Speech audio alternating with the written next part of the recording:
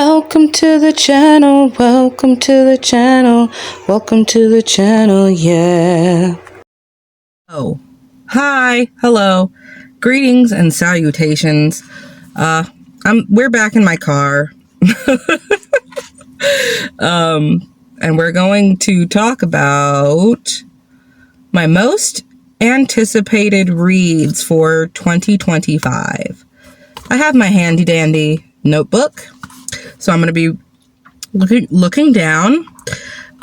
Oh, and if you don't know, my name is Kamaria, and I'm a part-time booktuber. So let's get started. When I am uploading this, it's already, well, when I'm recording it, today's the 11th. But when I'm posting it, it's like not the 11th. It's towards the end of the month. I want to say the 27th, maybe. So some of these books might have already come out, but I don't buy books. So I have to get all of my books either through Kindle Unlimited or my library, and most specifically Libby, because my life is a little too chaotic to go to the library sometimes because I have kids, and I also have a hard time reading physical books because I'm up and down getting my kids things, and it's easier for me to read ebooks. So usually I have to wait for new releases until my library gets it, and most specifically my Libby. So I'm going to do kind of just Q1 releases, so this isn't super long, but books that I am excited to read or that come out in 2025. And it's only going to be Q1, so January, February, March, April. And I think I have like 11 books, and I'm just going to kind of talk about the ones that interest me, do a little summary or reasons why I want to read it, but I'm not going to read synopses because you can Google that. There's Goodreads, there's Storygraph. You can go read synopsis. I don't need to regurgitate to you synopses. So I am going to go in chronological order just because that's how my brain works. So, and I'm probably going to put on the screen like the book covers. So, number 1 comes out the 14th of January, so it's already out by now. But The Death of an Author by Nnedi Okorafor. So, this is a book within a book. So, it's about a disabled Nigerian woman who is writing a book, and I guess she's already an author, and her books are getting rejected, and she's not inspired, and she ends up writing a sci-fi thriller book about robots. And if you know Nnedi Okorafor, she is always, usually her books are set in, Africa or based on, African characters. And there's always some kind of sci-fi element.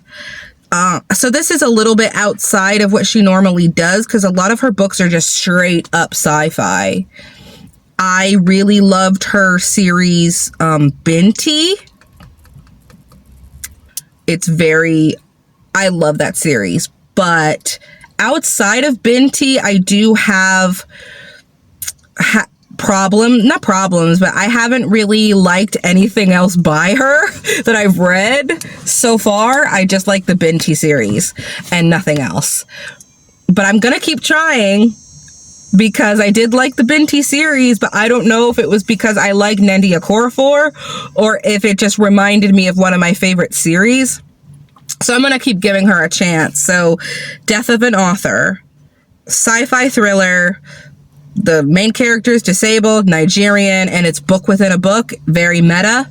I can get down with that. Number 2 comes out the 16th of January, and it's called The Baby Dragon Cafe by A.T. Qureshi. And this one is kind of jumping on the cozy fantasy bandwagon, which I do like cozy fantasy. What I don't like is when publishers push books as cozy fantasy if they're not. And they're just kind of on the coattails of Legends and Lattes. And they try to make something it's not just to sell it. A lot of times books get compared to other books and then you read it and you're like, no. And it's like the old bait and switch. And I feel like I got the short end of the stick. Like I got bamboozled. But this book is a grumpy sunshine cozy fantasy about baby dragons. What more do you need? What more do you need? Number 3 comes out the 21st of January, and it's called French Pressed Love by M.C. Hudson. And I've never read by this author before, but one of their other books intrigues me too, so I'm probably going to end up reading their backlist as well, because both of their books seem kind of interesting. But this one is a sapphic love story, and it's kind of enemies to lovers, or maybe just I don't like you to lovers. And it's about somebody who works in a coffee shop. I don't know names. Somebody who works in a coffee shop, and one of their customers is like, I'm going to assume she's finicky with her coffee order, and she has these preconceived notions of what this woman is like. So she just doesn't like her. But then, and they end up working together, and then also end up living together. And one of the characters is brown.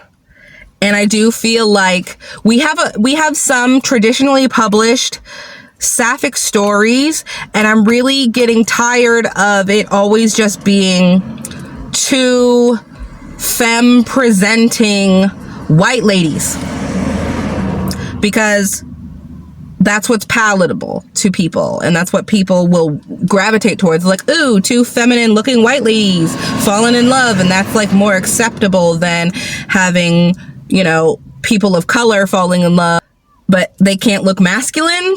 They just have to be lipstick lesbians. No. So what intrigued me is the cover had a brown person on it. So I have to jump on that, just because I feel like in traditional publishing with the sapphic stories, there isn't a lot of variety or representation. So I just want to read that because it's diverse, and I need more brown women loving each other in traditional publishing. There's plenty on KU or indie publishing, so don't count those out, man. There are some really good indie published books that I really like that are more diverse, but I digress. Number 4 is This Ends in Embers by Camilla Cole. So this is part of a duology. The first one was So Let Them Burn. It's a YA fantasy. Basically, so spoilers.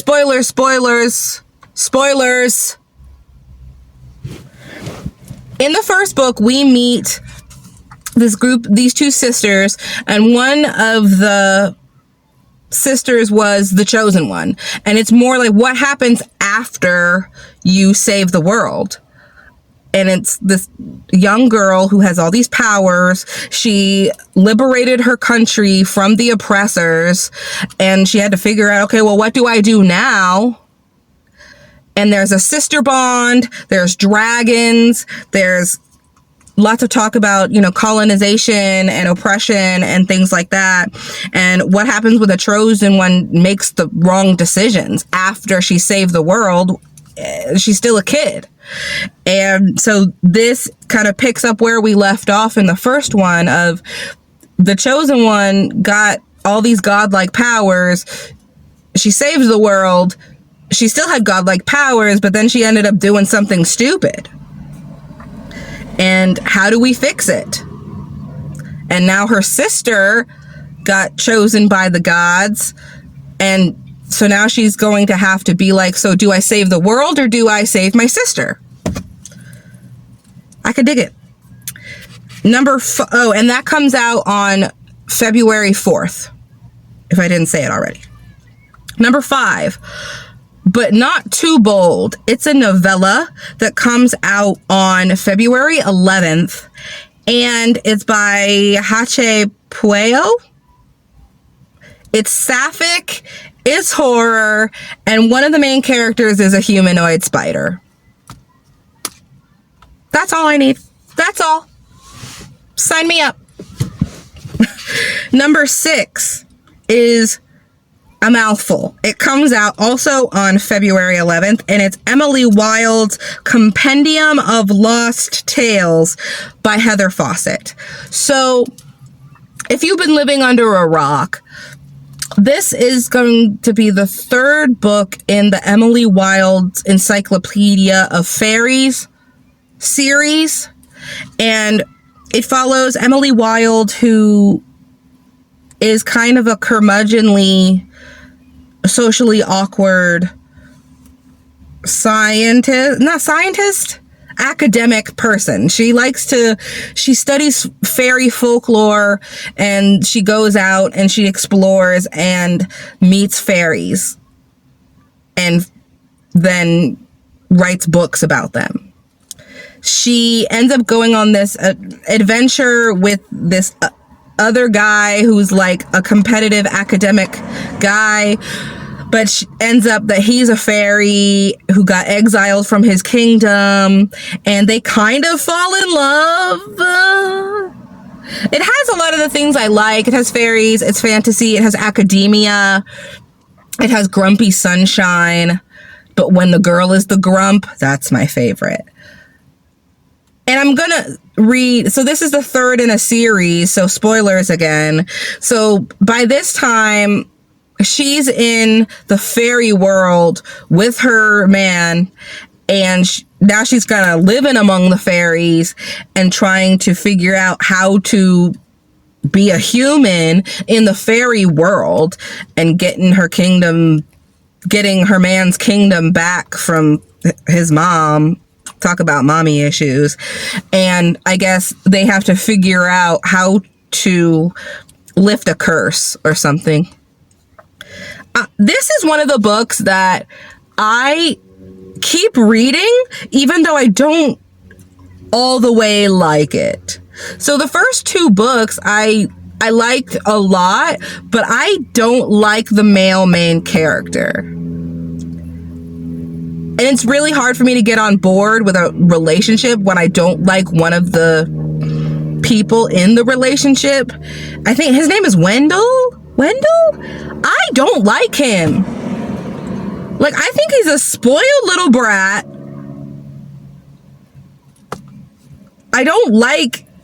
He's a fairy, so he does some questionable things. I just don't like him. I don't think their banter is great. I don't understand why they're together. Like, it makes no sense to me. But I keep reading because I like all the other stuff, like the fairies and the folklore and the academia. But I just don't like him. I will never like him. You can't change my mind. But I'm going to keep reading even though I hate him. Because I like it. Sorta. Love-hate relationship for sure. Number 7, The River Has Roots by Amal El-Mohtar. It's a novella. It comes out March 4th. This is one of the authors that wrote How We Lose the Time War. And that How We Lose the Time War is probably one of my is gonna kind of go down in history as probably one of my favorite books of all time. It lives in here. It lives in here. The prose in that book, just the way that book is written, you're kind of confused the whole time, but the writing is so good you don't care. Like, it's just so romantic in a very, I would say, old school or unconventional way. I read a lot of romance. There's a lot of love declarations and a lot of big grand gestures. But if you can write a love letter in the rings of a tree,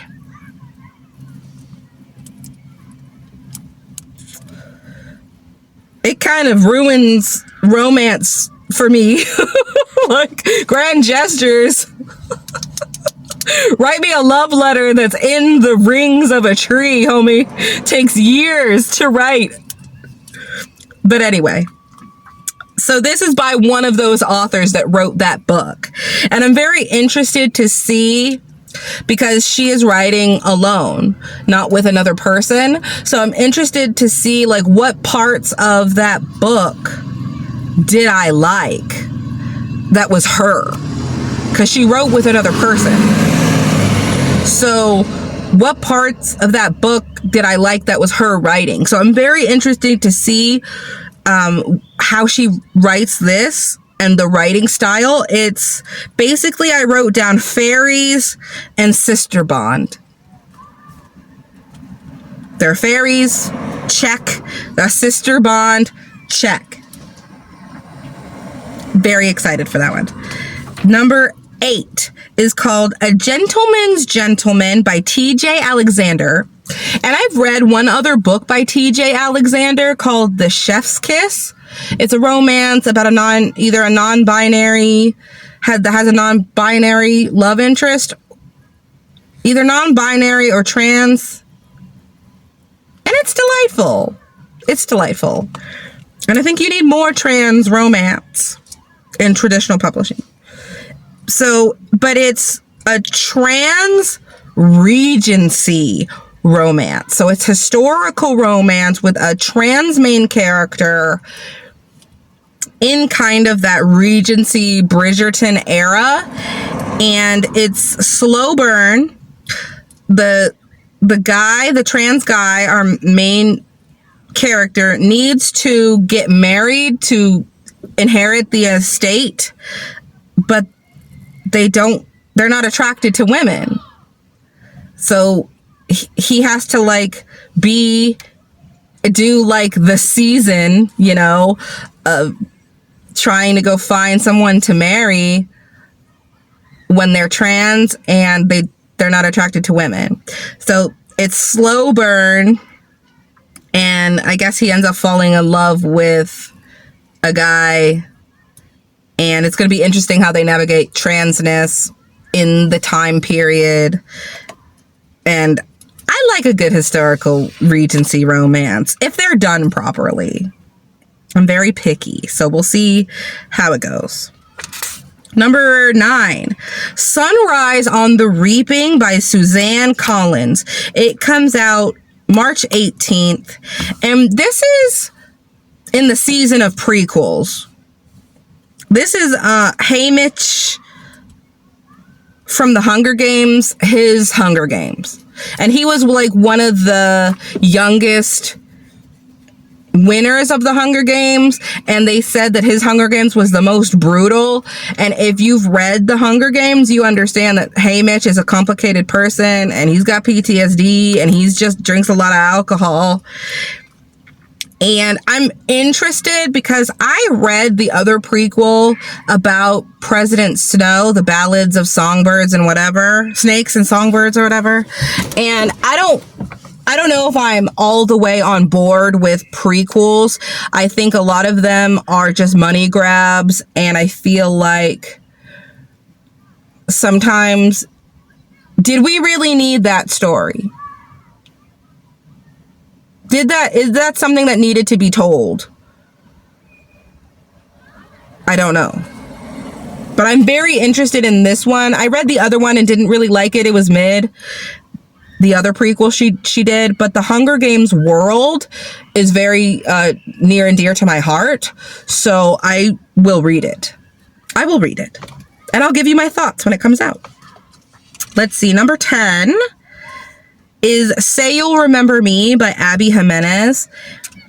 Abby Jimenez is quickly becoming one of my favorite authors. She wrote Part of Your World, Yours Truly, Just for the Summer. And this one is basically long distance, complicated family dynamics. The male main character is a veterinarian, and there's a meet cute between the two main characters that deals with rescuing a cat that has no butthole.